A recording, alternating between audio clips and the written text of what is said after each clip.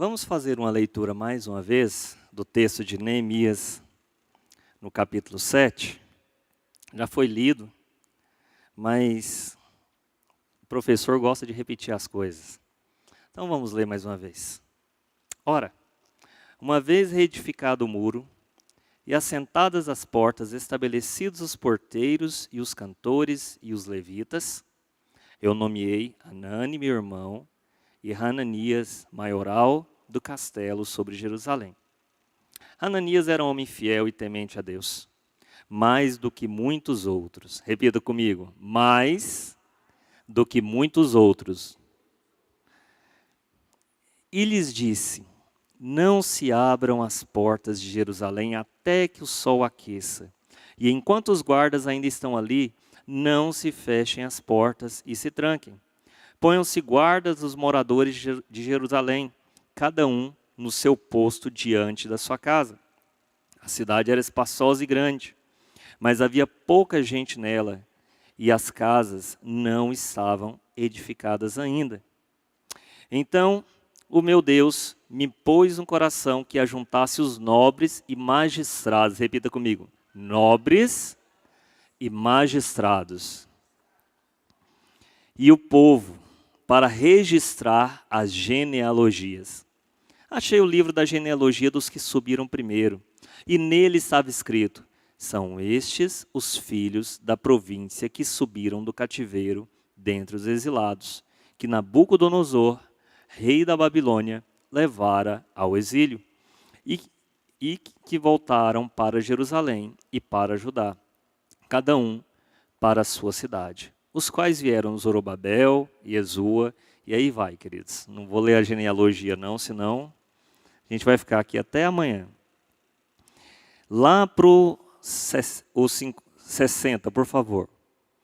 Todos os servidores do templo e os filhos dos servos de Salomão, 392, os seguintes subiram, Mel, Melá, Tel, Harsa, Querube, Adom e Mer.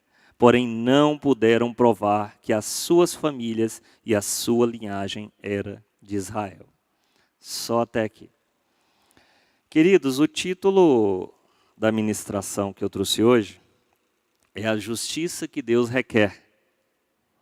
Mas antes de começar qualquer coisa, eu queria te convidar a curvar a sua cabeça nessa hora. Já oramos, mas vamos orar mais uma vez.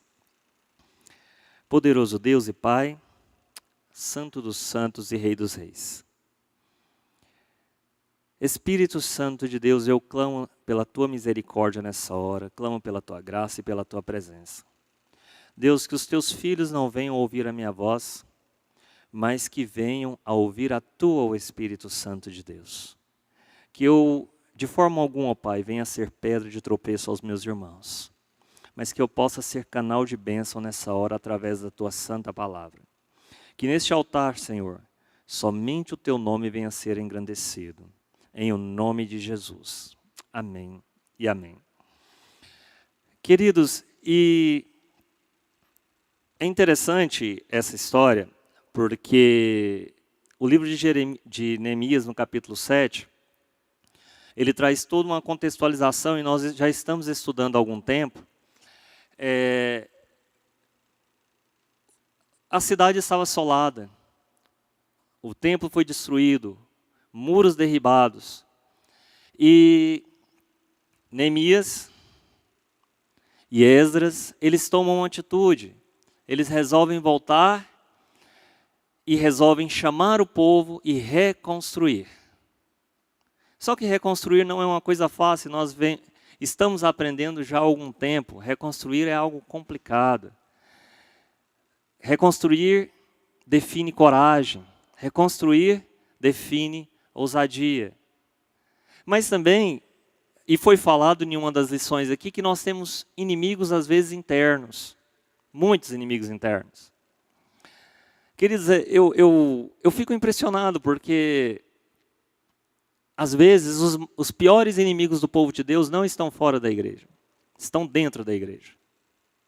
Os maiores assassinos de profeta não estão no mundo, eles estão na igreja. E é algo que nós temos que pensar, né? Pensar pensar e repensar. Mas esse texto de Neemias, ele faz a conexão com um outro texto que está lá na frente na cronologia bíblica, que é o texto de Jeremias, capítulo 7 também, que traz uma mesma situação nesse sentido também. Olha o que diz. Palavra que da parte do Senhor foi dita a Jeremias: ponte à porta da casa do Senhor e proclamai ali essa palavra e dize: ouvi a palavra do Senhor, todos de Judá. Vós os que entrais por essas portas para adorardes ao Senhor, assim diz o Senhor dos exércitos, o Deus de Israel: emendai os vossos caminhos e as vossas obras, e eu vos farei habitar neste lugar. Não confieis em palavras falsas, dizendo: templo do Senhor, templo do Senhor, templo do Senhor é este. Mas se deveras emendardes os vossos caminhos e as vossas obras, se deveras praticardes a justiça, cada um com o seu próximo, não se oprimirdes o estrangeiro e o órfão e a viúva, nem derramardes sangue inocente neste lugar, nem andardes após outros deuses para o vosso próprio mal, eu vos farei habitar neste lugar, na terra que dei a vossos pais, desde os tempos antigos. Queridos, e é engraçado porque essa mesma palavra foi dita lá para o povo de Neemias também. Aqueles magistrados, aqueles nobres, também foram injustos com o povo. E é engraçado que o povo parece que não aprende. Deus fala com o povo, Deus diz para o povo o que fazer, mas Deus precisa ficar repetindo sempre, sempre e sempre, porque parece que o povo não entende. Parece que alguns estão com os ouvidos embotados, porque não conseguem entender a voz clara do Senhor. E é importante nos dias de hoje nós falarmos isso, porque muitos nos dias de hoje continuam sem entender. Muitos nos dias de hoje estão preocupados não com a verdadeira justiça, não com a reta justiça do Senhor. Muitos de hoje estão preocupados com o status social da igreja, com o status social do cargo, com dizer eu sou salvo com as palavras da boca, mas não demonstram isso com as suas ações. E é interessante porque muitas pessoas me perguntam o seguinte: Irã, como que eu reconheço que eu sou salvo? É muito simples você reconhecer um salvo. Um salvo você reconhece pelo fruto. Dificilmente uma árvore boa dá fruto só uma vez. Agora, como eu reconheço um não salvo? O não salvo dá fruto também? Sim. Ele pode dar fruto. Mas o que acontece com o fruto do não salvo? Ele cai, apodrece e desaparece. Mas o salvo, ele dá fruto. O fruto do salvo cai, dá semente e prospera e dá mais fruto. É assim que o Senhor trabalha conosco. Então, o Senhor nos chama a viver uma vida de verdadeira justiça. Sabe, e esse texto, ele nos traz uma reflexão para os nossos dias. E assim como na escola, os bons alunos são aqueles alunos que mesmo sabendo do conteúdo, eles gostam de reestudar o conteúdo. Para que aquele conteúdo esteja afixado ali em sua mente. Eles gostam de reestudar. E eu sempre falo para os meus alunos: aluno de verdade não decora, aluno de verdade aprende, que é algo muito diferente. Tem um monte de gente que decorou a Bíblia, mas nunca aprendeu nada. Tem um monte de gente que sabe, esses dias eu fui pregar numa igreja e eu falei sobre isso. Eu falei, tem pessoas que são metralhadoras de versículo bíblico. Vocês já conheceram alguém assim? Tem gente que chega em você e fala, por que Malaquias não sei o quê, por que Jeremias, por que Deuteronômio, por que Provérbios, e não sei o quê. Você fica até assim, misericórdia, eu vou para o inferno agora, porque eu sou muito pecador. Né? Eu não sei a Bíblia desse jeito. O cara parece que pegou uma metralhadora, disparou um monte de versículos, mas eu pergunto, em que isso engrandece a Deus? Em que isso engrandece a Deus? Em que isso toca a vida do seu irmão? Em que isso faz com que seu irmão olhe para você e veja o Espírito Santo de Deus? Porque decorar, qualquer um decora. Mas viver é para poucos. Viver é para os salvos, que são chamados, eleitos, remidos pelo sangue de Cordeiro vertido na cruz do Calvário. É só para esses. Então nós temos que pensar. Só que esse texto, ele nos desafia como cristãos, nos dias de hoje, a refletir sobre adoração. A gente tem uma mania feia no mundo moderno, de achar que adoração é cantar. Não, queridos. Adoração é aquilo que nós fazemos com a nossa vida. Adoração é aquilo que nós fazemos com a nossa vida. Cantar é cantar. As pessoas têm mania de chamar cantor de levita. Não, cantor é cantor. Levita é quem faz toda a obra do Senhor. E se você pegar a Bíblia, você vai ver que eu não estou falando besteira. Mas não tem problema também chamar, desde que você compreenda qual é o contexto. E as nossas práticas diárias. Queridos, nós temos que pensar. Eu louvo a Deus porque pertenço a uma igreja que podemos errar? Sim. Mas erramos procurando acertar. E nós temos que pensar nos dias de hoje que não tem como ser cristão sem falar em justiça social, sem falar no pensamento de Cristo. Queridos, eu fico muito triste com algumas pessoas que se dizem cristãs. Eu conversando com um pastor amigo meu, ontem, foi ontem? Não, anteontem. Ontem eu estava lá em Hidrolândia, com os irmãos. Foi anteontem. E nós sentamos para conversar, e ele falando, Irã, está difícil, porque as pessoas misturaram tudo. As pessoas não sabem mais o que é evangelho. Você fala para as pessoas que o bandido não tem que ser assassinado, ele tem que ser convertido, as pessoas te chamam de esquerdista. Você fala para as pessoas que tem que perdoar, as pessoas acham que é política. Você fala para as pessoas que tem que ajudar os pobres, as pessoas te chamam de esquerdista. Mas a Bíblia fala para fazer isso. Não tem nada a ver com política. Tem a ver com justiça de Deus. E ponto. Mas as pessoas estão confundindo tudo. Estão confundindo tudo. As pessoas estão misturando tudo. E Deus não está nesse negócio. Deus não está nessa miscelânea de pensamentos conturbados. Mas vamos ver qual é o contexto histórico.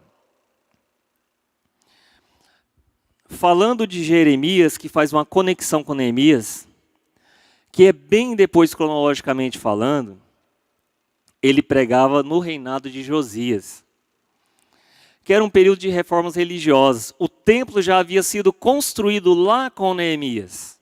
Neemias reergue o muro, constrói o templo com Esdras, e aí o templo já estava construído. Mas qual foi o problema do povo? Construiu o templo. Mas quem estava na frente? Os magistrados e os nobres. Queridos, dinheiro é uma bênção, mas é uma maldição ao mesmo tempo. A maioria das pessoas que têm dinheiro pensam que dinheiro compra salvação.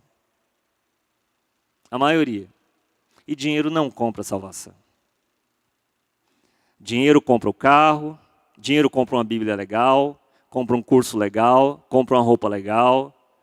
Dinheiro paga passagem de avião, paga viagem, compra casa boa, mas dinheiro não compra salvação, porque o que Cristo dá não está à venda.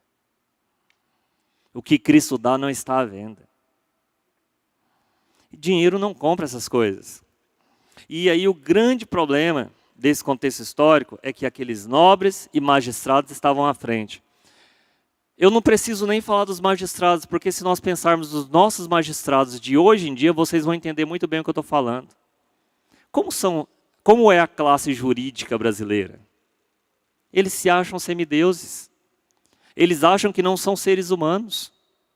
Eles pensam que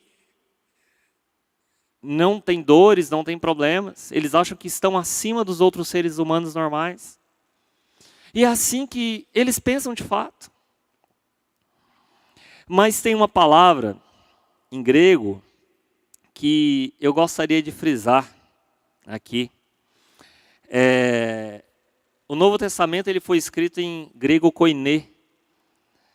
E algumas palavras é interessante a gente entender elas. Essa palavra é de kaiosni. O que essa palavra significa? De kaiosni. Essa palavra é uma transliteração do termo grego que pode ser traduzido para o português como justiça, justiça divina ou retitude. Justiça, justiça divina ou retitude.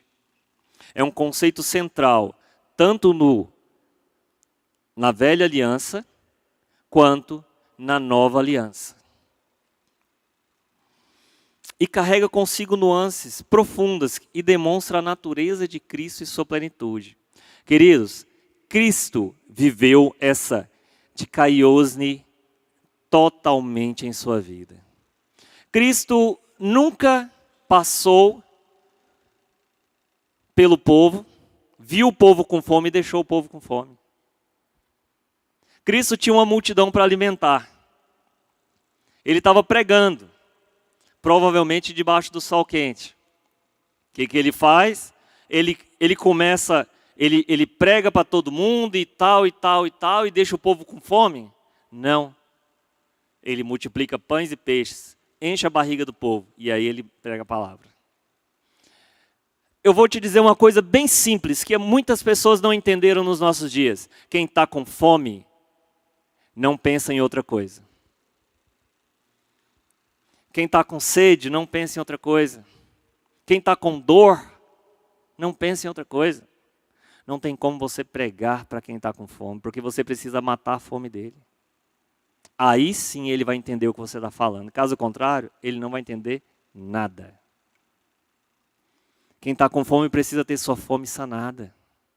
É por isso que eu disse no início do culto. Às vezes um abraço, um simples abraço, faz muita diferença na vida de uma pessoa. E quando eu falo fome, queridos, eu não estou falando fome só de comida, não. Existe fome de afeto. Nunca vivemos num tempo de pessoas tão frias e tão geladas quanto o nosso tempo. Pessoas tão isoladas entre si. Pessoas que vivem, às vezes, dentro das próprias residências, sem se conversarem, sem dialogarem. Homens que vivem em depressão profunda, mas vivem segurando aspectos para poder sustentar a sua família. Mulheres que vivem em total decadência. Casamentos destruídos. E tudo poderia ser resolvido se as pessoas aprendessem a matar a fome. E eu volto a repetir, não estou falando de comida. Mas e se for de comida? Se for de comida, mate a fome de comida também. Se for de afeto, mate a fome de afeto também. Amém, irmãos? Glória a Deus. Queridos, esse estudo que eu estou trazendo aqui, eu creio que é uma revisão, porque eu não consigo enxergar algumas dessas falhas na nossa igreja, graças a Deus. Mas um bom aluno de Cristo, ele precisa sempre revisar o conteúdo para não esquecer. Porque nós esquecemos às vezes. Então nós precisamos sempre estar revisando o conteúdo. Eu queria que você pudesse fazer a leitura comigo, lá no texto de 2 Reis, no capítulo 22, 1 a 20. Está aqui? 2 Reis 22, 1 a 20, que diz: Tinha Josias 8 anos de idade, quando começou a reinar, e reinou 31 anos em Jerusalém. Sua mãe se chamava Gedida, e era filha de Adias e Boscate. Fez ele o que era reto perante o Senhor. Andou em todo o caminho de Davi, seu pai, e não se desviou nem para a direita, nem para a esquerda. No 18º ano de seu reinado, o rei Josias mandou o escrivão Safã, filho de Azalias, filho de Mesulão, à casa do Senhor, dizendo: sobe a Ilquias, o sumo sacerdote, para que conte o dinheiro que se trouxe à casa do Senhor, o qual os guardas da porta ajuntaram do povo. Que deem nas mãos do que dirigem a obra e têm a seu cargo a casa do Senhor, para que paguem aqueles que fazem a obra que há na casa do Senhor, para repararem os estragos da casa. Aos carpinteiros, aos edificadores e aos pedreiros, e comprem madeira e pedra lavradas, para repararem os estragos da casa. Porém, não se pediu conta do dinheiro que se lhes entregara nas mãos, porquanto procediam com fidelidade. Só até aqui. É interessante isso, porque aqui nós estamos reparando o templo. Mais uma vez. Mas não se pede conta do dinheiro, porque aquelas pessoas serviam com fidelidade. Queridos, essa palavra nos dias de hoje é uma palavra tão difícil. Pessoas que se portam com fidelidade são tão raras. Pessoas de honra são tão raras nos dias de hoje. Esses dias eu estava comentando, não me lembro se foi com o Vinícius, que você chega em certos lugares, dá vergonha você falar que é cristão. Porque já passaram tantos cristãos por lá e fizeram tanta coisa feia, que a imagem que as pessoas têm é totalmente errada. A imagem que as pessoas têm da gente é uma imagem que não procede com a verdade. Mas infelizmente as pessoas abusam do evangelho, abusam da palavra de Deus para fazerem o que não é reto perante ao coração do Senhor. Infelizmente. Lá no livro A Mensagem dos Profetas, de Alec Motyer, ele afirma que as reformas de Josias, embora importantes, não conseguiram transformar o coração do povo. Motyer enfatiza a necessidade de uma mudança interna e verdadeira conversão como condições essenciais para agradar a Deus. Mais uma vez, de Caiosnie, justiça. Justiça de Deus. Queridos, essa justiça, ela não vem de fora, ela vem de dentro. Muito se fala em avivamento no nosso tempo. Vocês já viram? Esses dias eu liguei o rádio, eu gosto de ouvir o rádio sempre quando eu estou no carro. Sempre quando eu estou no carro, eu gosto de ouvir o rádio. E eu sempre coloco em uma rádio evangélica. Até tem irmãos que não gostam mais de ouvir rádio evangélica. Mas eu sempre coloco. Eu acho que a gente tem que guardar o que é bom e excluir o que é mal. E alguém falando justamente sobre isso. Né, que as pessoas estão pedindo avivamento, as pessoas estão querendo coisas, mas o avivamento não vai acontecer com barulho. Ele não vai acontecer não, o avivamento ele acontece aqui, ó, com uma mudança profunda, uma transformação interna.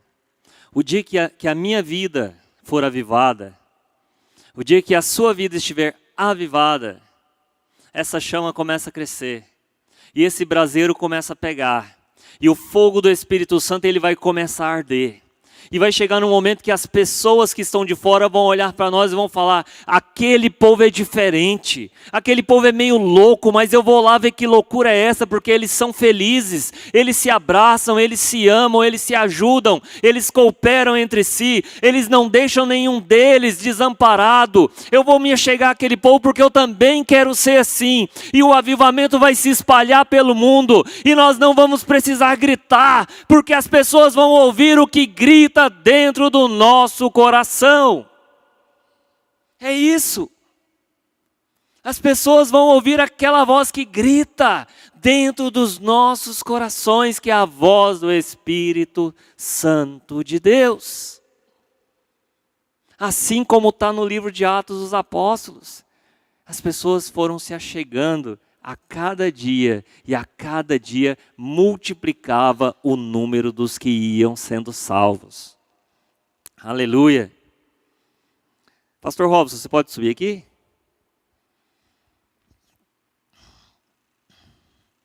Queridos, vocês sabem quando isso acontecer, o que vai acontecer conosco? O pastor Robson vai responder agora. O que vai acontecer conosco? Sabe, o dia que isso acontecer, mas não pode acontecer só com um. O dia que isso acontecer com todos nós.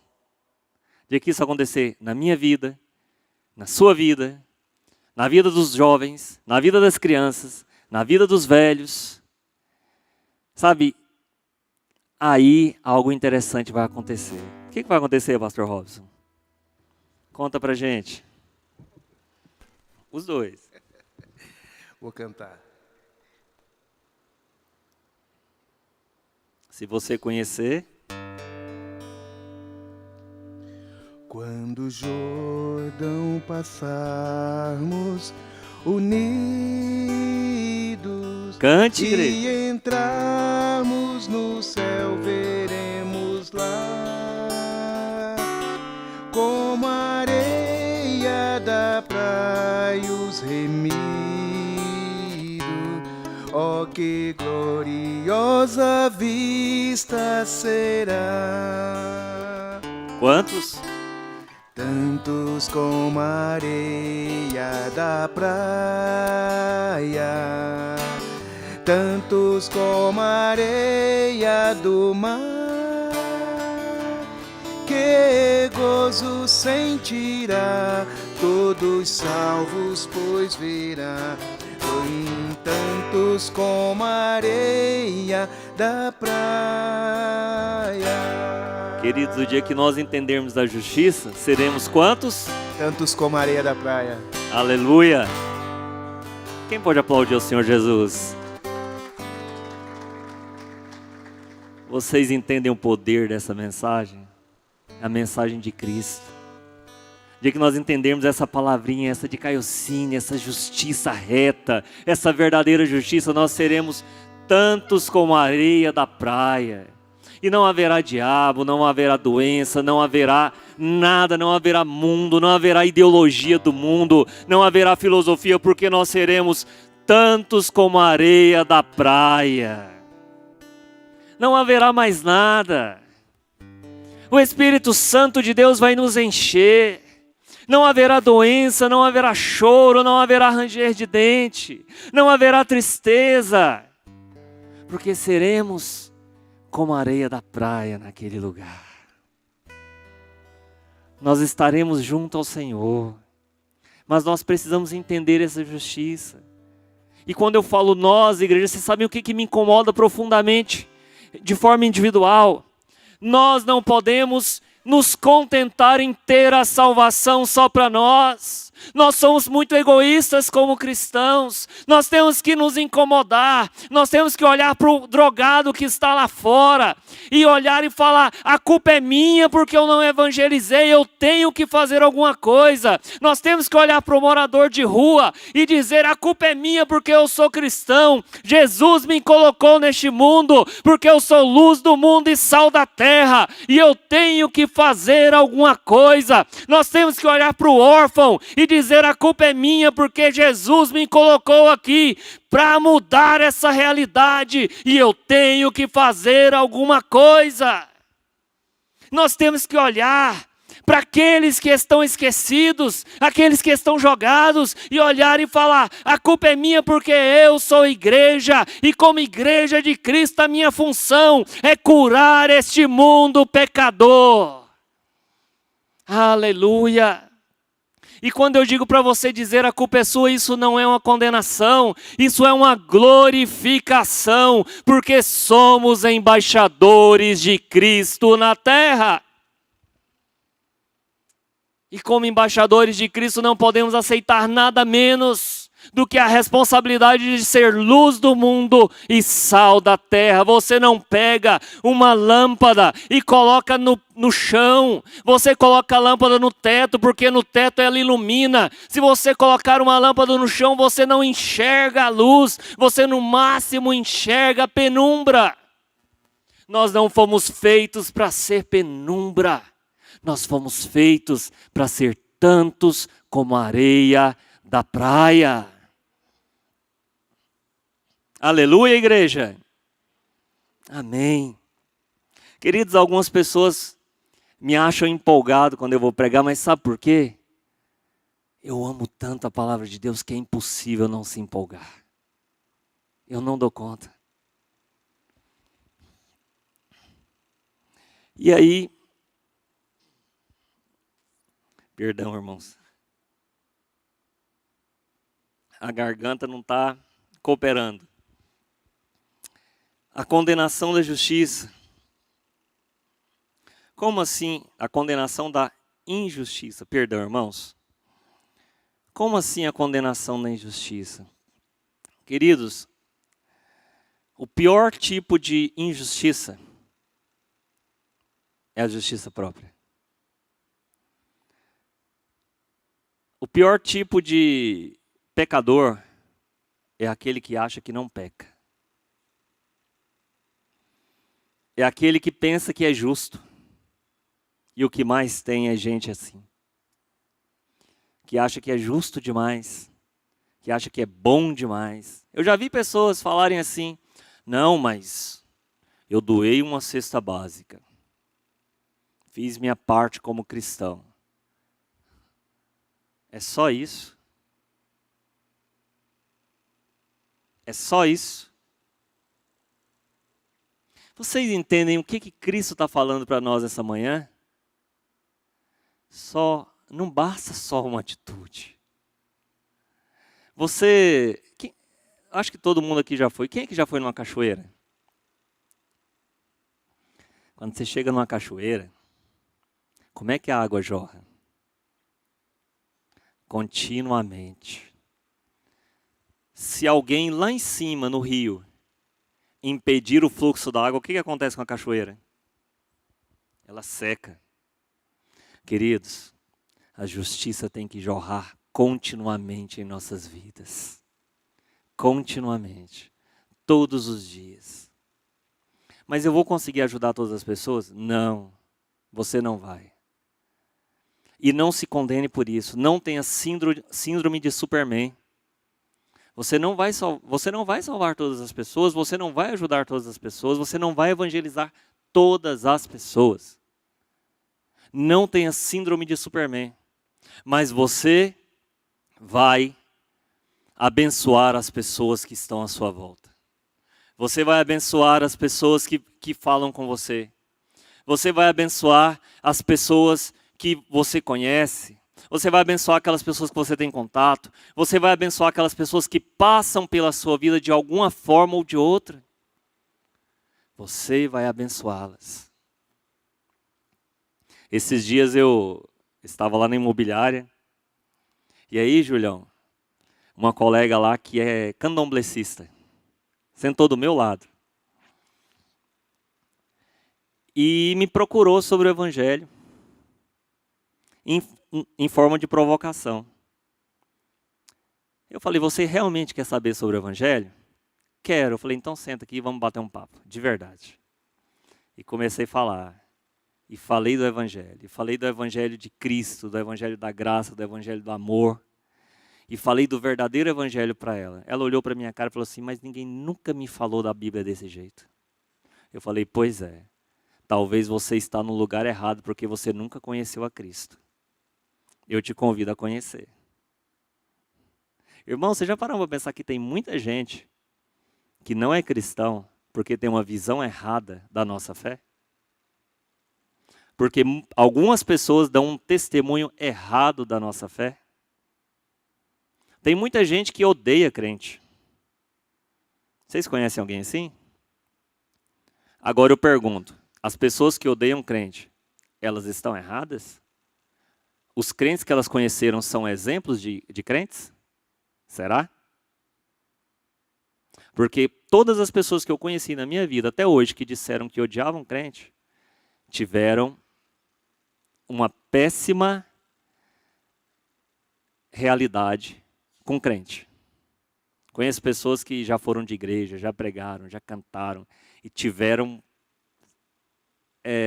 situações que ninguém nunca deveria passar. E essas pessoas hoje estão no mundo, jogadas nas mãos de Satanás. A culpa é nossa. Nossa como povo cristão. Por muitas vezes, em vez de usar de misericórdia, usarmos de condenação. Lá no livro de Jeremias, no capítulo 7, dos 5 ao 6, diz, se vocês realmente corrigirem seus caminhos e suas ações, e se de fato praticarem a justiça uns com os outros, se não oprimirem o estrangeiro, o órfão ou a viúva, se não derramarem sangue inocente nesse lugar, e se não seguirem outros deuses para a sua própria ruína. Gente, eu comecei falando dos nobres.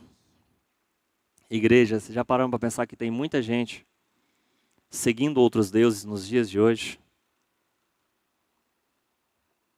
Já assistiram, quem é que já assistiu aquela série Deuses Americanos? Alguém que já assistiu?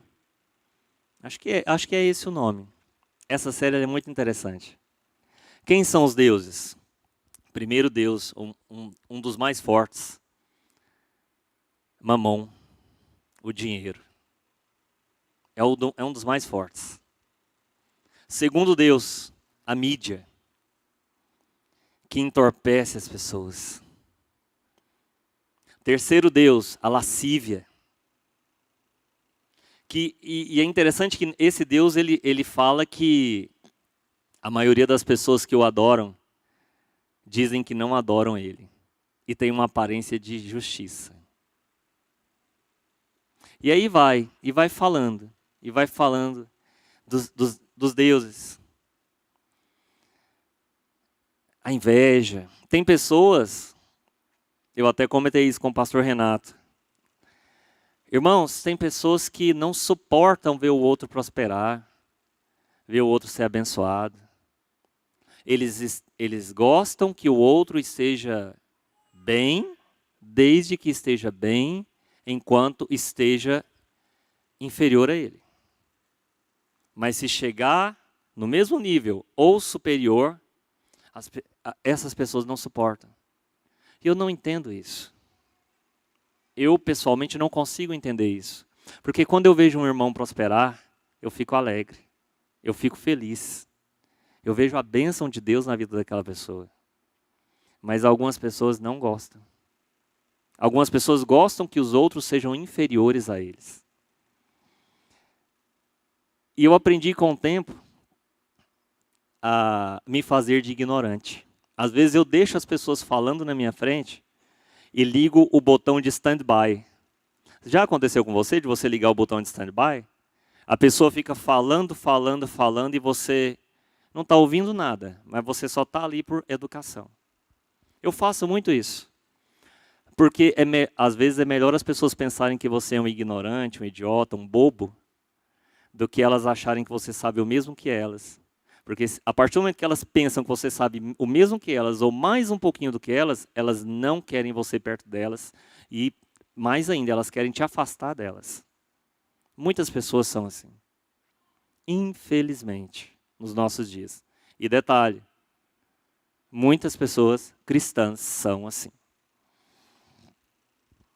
Deus, através de Jeremias, ele denuncia a hipocrisia de uma adoração que ignora a justiça social. A verdadeira adoração a Deus inclui a prática da justiça, refletindo o caráter de Deus, o caráter de Cristo. Queridos, não dá para dizer que nós somos justos se eu vejo o meu irmão passando fome e não me incomoda isso. E mais do que isso, se não me incomoda e eu não faço nada, não dá para dizer que eu sou justo. Não dá para dizer que Cristo trabalha na minha vida. Não dá para dizer que o Espírito Santo de Deus está em mim. Se eu olho para o meu irmão necessitado, padecendo, sofrendo, e trato com indiferença. Não dá. Não dá para dizer que eu sou cheio do Espírito Santo. Porque o Espírito Santo de Deus não suporta isso. Ele geme e chora por nós.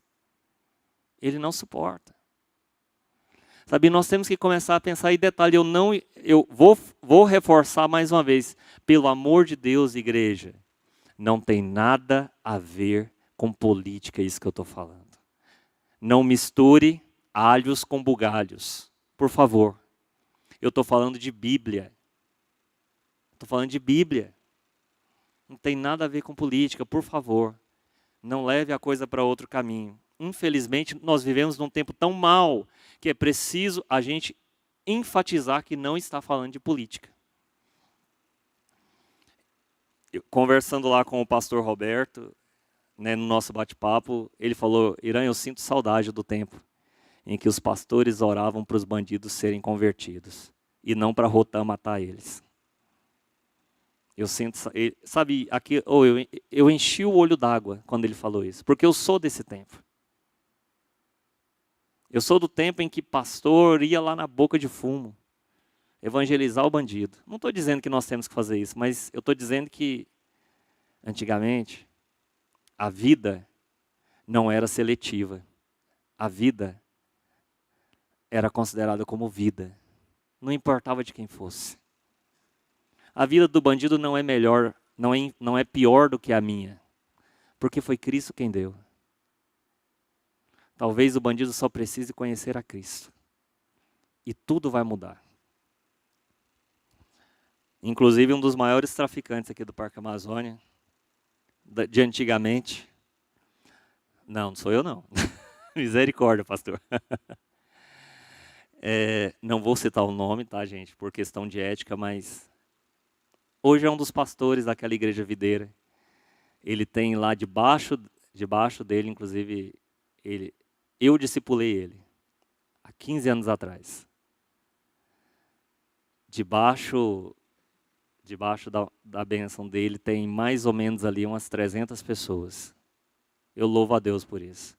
Era um dos maiores traficantes do Parque Amazônia. O irmão dele foi assassinado na frente dele. Sabe? Então, assim, é disso que eu estou falando. É você olhar para o bandido e não desejar a morte, mas desejar a vida. É você olhar para os magistrados que estão lá no STF e não amaldiçoar, mas bem dizer e dizer que Cristo seja sobre a vida deles, independente do que eles façam, que Cristo possa tocar no coração deles e que eles convertam seus corações a Cristo Jesus. Porque se aqueles homens se converterem, queridos, vocês não têm noção do que vai virar o nosso país, vai ser uma bênção.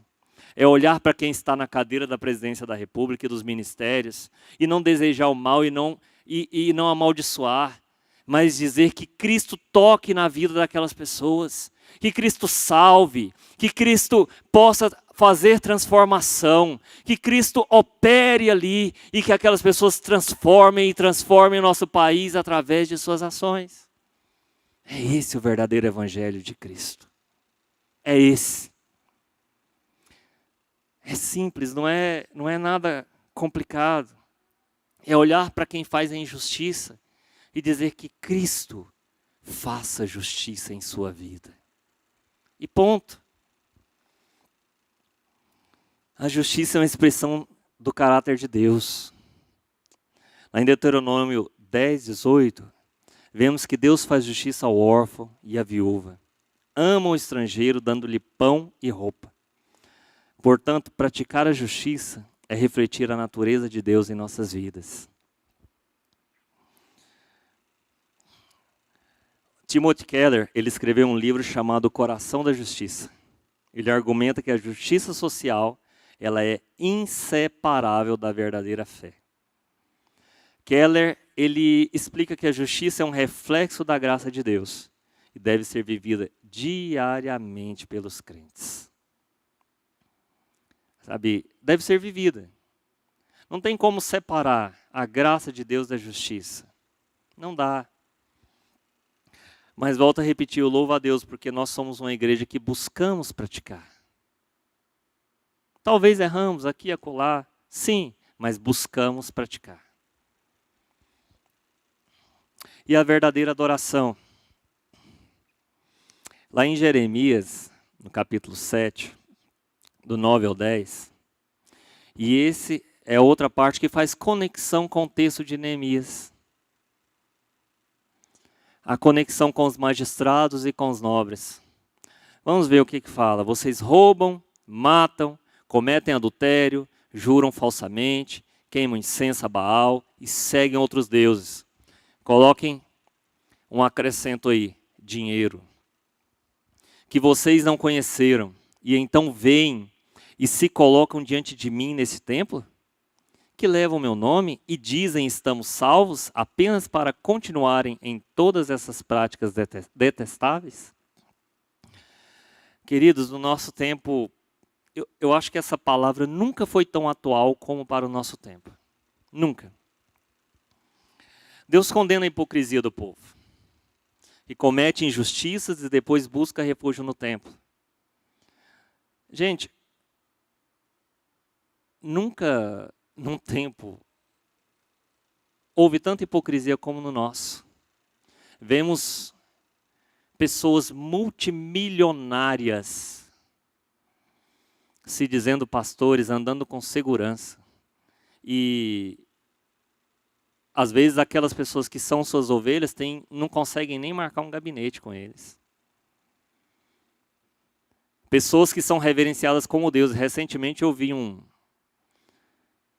pastor de uma grande denominação que mandou fazer um busto para si. Eu não sabia que agora tínhamos adoração a pastores. Sabe? E o pior de tudo, as pessoas parece que não leem a Bíblia e aceitam essas coisas. A verdadeira adoração a Deus não pode ser separada da justiça e da integridade moral. Quantos crentes dos nossos dias estão abusando da misericórdia de Deus e de sua graça para fazerem coisas que não agradam ao Senhor? Gente, o grande problema dos nossos dias é que se fala muito em graça, mas se esquece de falar em justiça. A graça não é separada da justiça. Graça e justiça são duas coisas que estão interligadas. E aí nós temos essa tal dessa hipergraça que vem sendo pregada nos nossos dias, em que Deus perdoa tudo de qualquer jeito e de qualquer forma a todo momento. Deus perdoa sim. Só que Deus, Ele é tardio em irar-se. Mas a palavra de Deus diz que Ele se ira.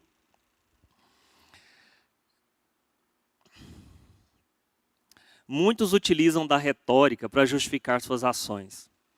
Queridos, é incrível como as pessoas pegam a Bíblia para justificar coisas erradas e que elas sabem que é erradas. Esses dias eu estava comentando com a Carmen, eu não entendo crente que se embriaga. Não entendo. Eu não entendo. Eu não entendo crente que é desonesto.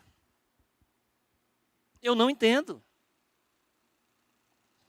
Sabe, eu não entendo crente que é traidor. Crente que maltrata. Eu não entendo. Não dá para entender. Não entendo crente que defrauda o seu próximo. Sabe, o empregado que defrauda o seu patrão, ou o patrão que defrauda o seu empregado. Que é o que mais tem. Eu não entendo. E muitas vezes essas pessoas pegam a Bíblia e tentam justificar suas ações com a Bíblia. Não dá, as pessoas distorcem o evangelho de uma forma que não dá para entender. Eu não entendo crente que é desonesto. Não dá para entender. Pessoas cometem toda sorte de heresias e coisas erradas justificando que Deus perdoa. Mas como foi dito no início, uma árvore só pode ser conhecida pelos seus frutos. E raramente uma árvore saudável, ela só dá frutos uma vez. Raramente, queridos. Assim como o povo de Judá, muitos hoje participam de cerimônias religiosas. O Robson gosta muito de comentar sobre isso. Sem mudar suas ações diárias. Gente, o que mais... A gente antigamente criticava muito os nossos irmãos católicos, dizendo que eles iam à igreja só para fazerem uma coisa pontual. Quantos evangélicos nos dias de hoje estão fazendo a mesma coisa?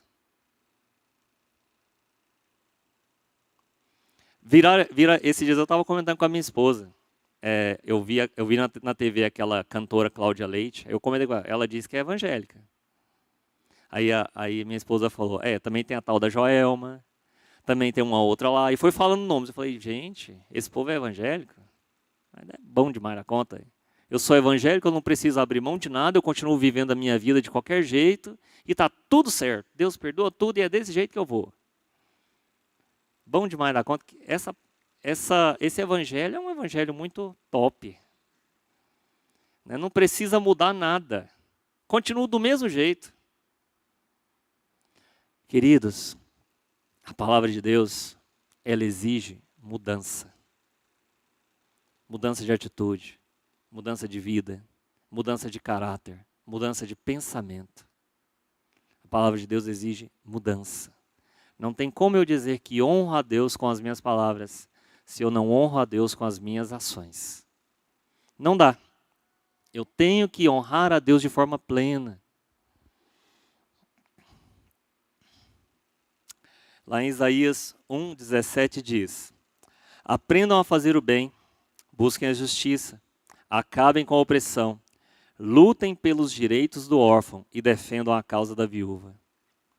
Eu sonho no dia em que o povo vai lutar, não pelo nome de político A ou político B, mas o povo vai lutar porque tem gente na rua, porque tem orfanato cheio, porque está precisando cuidar de drogado, porque tem gente passando fome, tem gente desempregada. Eu sonho no dia que o povo cristão vai se levantar e lutar por causa disso. Esse é o verdadeiro evangelho. Não é o evangelho que diz que fulano é enviado de Deus. Queridos, enquanto nós esperarmos alguma coisa boa vinda das ideologias do mundo, nós seremos enganados e seremos chamados de tolos, porque não pode vir nada de bom do mundo. O mundo jaz do maligno. Essa é a verdade. A verdadeira adoração, ela envolve tanto o coração quanto as ações. Jesus reafirma essa verdade em João 4:23 e no 24, dizendo que os verdadeiros adoradores adoram o Pai em espírito e em verdade. É tão interessante essa frase. Os verdadeiros adoradores, você pode repetir comigo? Os verdadeiros adoradores adoram o Pai em espírito e em verdade. Já parou para pensar o que isso significa? O que é adorar em espírito? É orar, jejuar, buscar a presença de Deus, buscar a face de Deus, louvar ao Senhor com cânticos. Isso é adorar em espírito. O que é adorar em verdade? É viver o que nós falamos. É viver a verdade do Evangelho. Sabe, é fazer o que Cristo fez. Quando aqueles homens iam apedrejar aquela mulher pecadora, o Senhor Jesus, ele olha e fica quieto, ele fica calado. O Senhor Jesus não tenta argumentar, ele não tenta discutir, ele não tenta defender ela. Ele fica quieto e continua ali, ó, brincando ali no chão. Tá tudo, talvez ele estivesse escrevendo, um bando de bobo está aqui. Talvez ele estivesse escrevendo isso no chão. Mas o que o Senhor Jesus vira para eles e fala, olha, realmente, a lei a condena. Vocês têm todo o direito do mundo de apedrejá-la. De acordo com a lei, vocês estão certos. Mas só uma perguntinha. Faz o seguinte, o primeiro que não tiver pecado, joga pedra. E aí os outros que não tiver pecado, joga também. Eles começaram a olhar para si mesmos. Espera, será que eu tenho pecado? Eu acho que eu tenho. Eu vou lá no templo primeiro sacrificar, depois eu volto para jogar a pedra. E foram saindo um por um. Queridos, o Senhor Jesus, ele é assim, ele trabalha com justiça. Não adianta eu querer olhar para o meu irmão e julgar as atitudes do meu irmão, se as minhas atitudes às vezes são mais reprováveis que as do meu irmão. Não adianta. Sabe? Então nós temos que pensar sobre isso. E a palavra do Senhor lá no livro de Mateus 23, estou indo para o final, irmãos. 23 diz: ai de vocês, mestres da lei e fariseus hipócritas. Vocês dão o dízimo da hortelã, do endro e do cominho, mas têm negligenciado os preceitos mais importantes da lei. A justiça, repita comigo, justiça, misericórdia e fidelidade. Vocês deveriam praticar estas coisas sem omitir aquelas. Queridos, justiça, misericórdia e fidelidade. Não dá para aplicar a justiça sem misericórdia. E não dá para aplicar misericórdia sem fidelidade. É uma tríade que nós temos que entender. Justiça, fidelidade e misericórdia. Elas não andam separadas, essas coisas. E vamos para algumas reflexões práticas aqui. Justiça social e moral. A justiça não é apenas um conceito legal, mas é uma prática diária de fazer o que é certo aos olhos de Deus. Queridos, quando se diz fazer o que é certo aos olhos de Deus, está dizendo o seguinte, não importa se alguém está vendo, é aos olhos de Deus. Não importa quem está olhando, quem está deixando de olhar, não importa se você vai receber o crédito, você tem que fazer aos olhos de Deus e pronto, está tudo certo. É Deus quem tem que ver. Deus nos chama a viver de maneira justa, cuidando dos mais vulneráveis e tratando todos com dignidade e respeito. Existe um ditado acadêmico que diz que nem tudo que é legal é moral. Hoje em dia se fala muito de lei nos nossos dias, né? Queridos, vocês acham que os parlamentares que fazem coisas injustas, eles estão fazendo alguma coisa contra a lei? É tudo dentro da lei. Os juízes que julgam coisas injustas, eles estão fazendo alguma coisa contra a lei? Não, é tudo dentro da lei. Os presidentes, deputados e etc., prefeitos, senadores que fazem coisas injustas, eles fazem alguma coisa contra a lei? Não, tudo dentro da lei. Só que nem tudo que é legal é moral. Nós temos que entender isso. O Júlio, né, que é ex-oficial, sabe falar disso melhor do que eu. Às vezes, as pessoas querem fazer uma justiça dentro da lei, mas nem tudo que está na lei é moral.